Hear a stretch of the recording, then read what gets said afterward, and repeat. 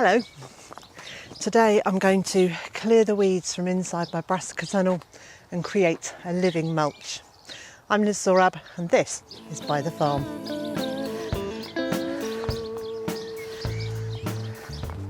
A couple of weeks ago I talked about the different mulches that we use here on Byther Farm. And those included chopped straw and duck bedding, grass clippings, wood chips. And I also talked about creating a living mulch. So my plan today is to lift the weeds that are going to seed and get them in a bag. So I've got a bag at the back there. So anything going to seed I'm putting in there because I don't want to leave the weed seeds, the things I don't want, on the soil here. All the other weeds I'll just do a chop and drop and they can stay on the soil to break down and feed the soil. And then I'm going to sow a mixture of seeds all over this to form a thick carpet of flowers and edible plants to grow underneath the brassicas. The brassicas will all get fairly tall apart from the cabbages on the edges. Those will be gone in a couple of months. And then these tall brassicas will grow up like this, and the living mulch will occupy the space lower down. So I've been at this for a while now. It is really hot today, and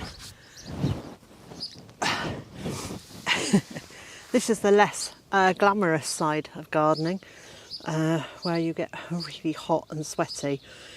And your heart rate gets up a little bit, and I love this. This is a bit of a feel good for me. Anyway, where I've got to so far is I've cleared down the central section of here and towards the edges.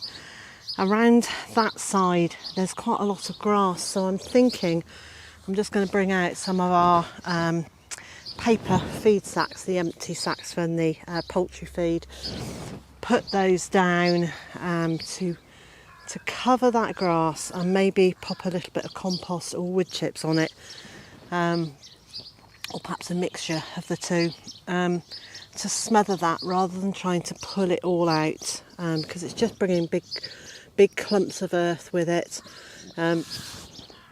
And if I'm shaking it, I'm then shaking the seeds all over the place. So I think that would be better to just smother that. And then this third here it looks like it's got a lot of weeds in it, but actually it's got a lot of tomato plants. So for example, there's one here, it's got its first flower trusses, although there's a little oxalis next to it in flower, so that can come out. So I can see maybe 15 or 20 tomato plants in here, which are probably too many for this space if I was growing them just to get a really good crop. And they're here because this area used to have turkeys and chickens in it, and last year I fed the turkeys an awful lot of tomatoes because they really liked them. So I just pull them straight off the plant in the polytunnel, bring them over and give them to the turkeys. And obviously the seeds from those tomatoes are all over the place here.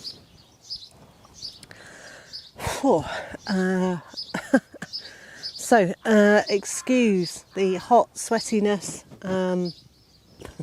It's not a very pretty sight, but that's real gardening for you. It's not always very glamorous or terribly pretty sight. And I really ought to be doing gloves because I've already been prickled by a thistle. So this here is a red orich. I really like them. I think they're really attractive. I like that you get this splash of deep reddy purple in the garden. It's part of the spinach family, but I actually find the leaves a little bit too strong, except for the smallest leaves in a salad, in a mixed salad. but I wouldn't want to eat them cooked. But you can, but I find all of that kind of spinach family quite strong in flavour, a little bit irony, not irony, irony in flavour. So the next thing I'm going to do is I'm not going to tackle this end today. I'm just going to accept that I need to do this in 2 stages. What I am going to do is go and get the mix of seeds to get in at this end, so you can see exactly what it is that I'm going to be using as my living mulch. The next thing I'm going to do is make up my seed mixture, and I'm going to make up enough to do the whole of that area, even though I haven't cleared the far end yet, but I want it to be a similar mix all the way across, so I think that's the best thing to do. And I'm going to put some edibles and some flowers in there. I quite fancy a little bit of dill. Now dill will get taller, it will be a similar height to a lot of those brassicas, but it's very light and very airy, so I quite fancy a bit of dill. It's also one of my favourite herbs, amongst many favourite herbs actually. We don't eat many spicy foods in our house, but we do eat quite a lot of herbs, so I think that would be a nice spot to have a little extra dill.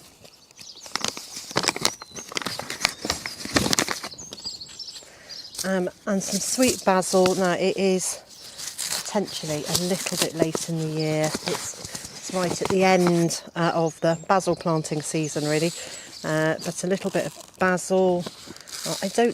I'm not putting in very many seeds of any of these because I'd like a really good mixture. But what I don't want to do is plant so many plants in there that they're all completely competing for space and light and then get too tall and leggy. This is coriander.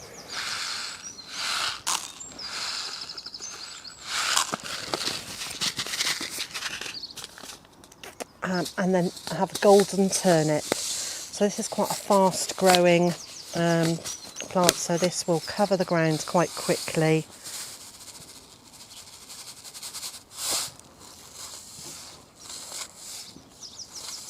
Got a little bit carried away with that. I've got 2 different types of lettuce, a little gem and a Lolla Rosso. Little gems have grown really well for me this year. So hopefully they will do nicely in there. So I've probably only put about 20 seeds of the little gem, and I'll do a similar number of the Lolla Rosso. And Lolla Rosso grow much larger in width. So what I'm aiming for in this mixture is enough seeds that it completely covers the ground, fairly tightly packed, but not so tightly packed that they then become very tall and leggy.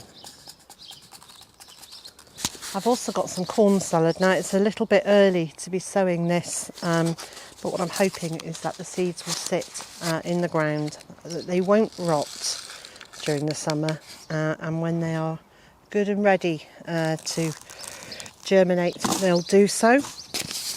I'm adding some beetroot, and that one is Detroit 2 Crimson Globe. I'll leave links to these seeds in the video description, and I'm now just adding some chard, so that's the rainbow chard, 5 colours going in there. Got some cultivated rocket, which I much prefer over wild rocket. There we go with that. Some parsley. This is an Italian giant leaf parsley.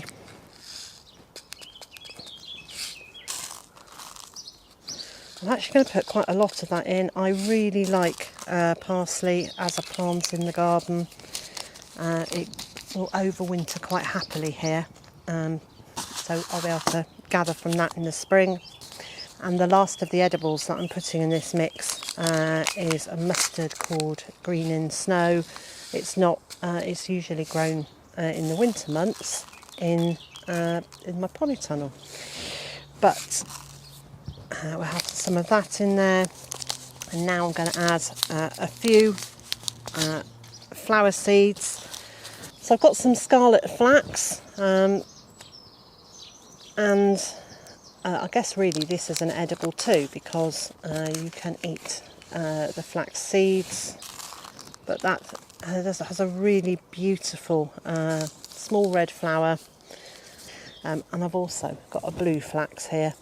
Now these seeds are really quite old. These seeds are from, it says sow by 2017. So if they don't come up, it's not the end of the world. And if they do, well then, that's a bonus. I've got a few cornflower, so I'm going to pop in a few white cornflower. And I also got some red and blue cornflowers. I'm hoping that as these cornflowers come up and send their flower spikes up, that they'll come up between the lettuce and the mustards and the beetroot and everything else, and put a layer of flower heads sort of over the top of the green leaves. And last but by no means least is a nigella. So this is Love in a Mist. And this one's called Miss Jekyll Alba, and it's a white flower with a very beautiful purple centre to it. So I'd like to get some of these in. I'm always happy for nigella to self-seed all over the garden. It's great for pollinators. I think it's really pretty. So quite a few of those in there. So there we go. That's my mix to cover an area 18 feet by 6 feet, so that's 6 metres by 2 metres, and I think that will be plenty to cover that. To sow them, I'm just going to pick some up and sprinkle and shake them over the ground, and then either with my fingers just wriggle them into the soil, or I might take the rake in there and just very lightly rake the soil over. I'm not going to water them. We are due to have a lot of rain this afternoon. The clouds are starting to come in and it is getting quite humid. So my guess is I need to get these onto the ground fairly quickly before the storm arrives.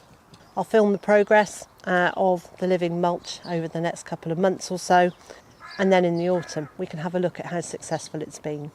And so, wherever you are in the world and whatever you've got planned for today, I hope it's a good one.